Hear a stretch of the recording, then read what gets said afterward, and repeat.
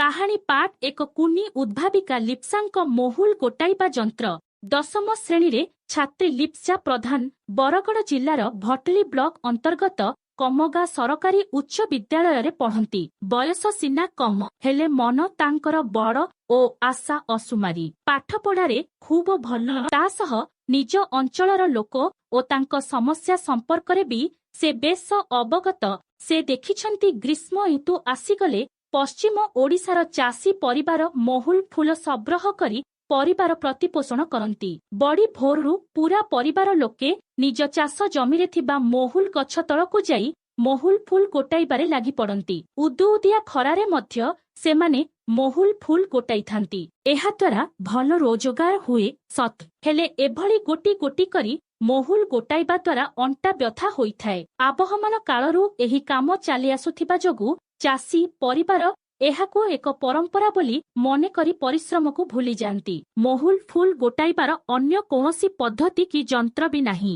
ଏଥିପାଇଁ କେବଳ ମହୁଲ ଗଛର ତଳେ ପଡ଼ିଥିବା ପତ୍ରକୁ ପୂର୍ବରୁ ପୋଡ଼ି ଦିଆଯାଏ, ଯେମିତିକି ମହୁଲ ଫୁଲ ତଳେ ପଡ଼ିବା ପରେ ଭଲ ଭାବେ ଦେଖାଯିବ। ତେବେ ଅନେକ ସମୟରେ ଦେଖାଯାଏ ଏମିତି ଭାବେ ମହୁଲ ଗଛ ତଳେ ନିଆଁ ଲଗାଯିବା ଯୋଗୁଁ ସେହି ନିଆଁ ବ୍ୟାପି ଯାଇ ପାଖରେ ଥିବା ବହୁ ଗଛ ମଧ୍ୟ ପୋଡ଼ି ନଷ୍ଟ ହୋଇଯାଏ।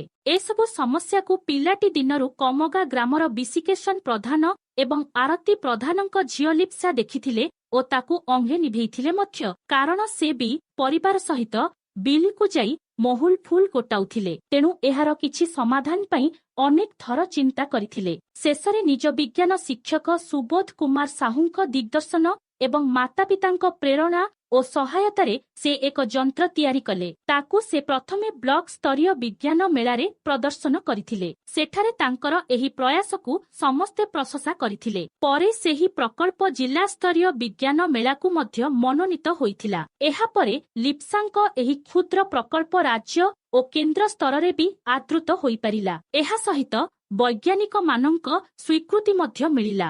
ଏହି ଯନ୍ତ୍ର ତିଆରି ପାଇଁ ବେଶୀ ଖର୍ଚ୍ଚ ହେଉଥିବା ବେଳେ ଚାଷୀମାନଙ୍କ ପାଇଁ ଖୁବ ଉପାଦେୟ। କମ ସମୟରେ ବେଶୀ ଉତ୍ପାଦନ ସମ୍ଭବପର ବୋଲି ବୈଜ୍ଞାନିକମାନେ ମଧ୍ୟ ସ୍ୱୀକୃତି ଦେଲେ।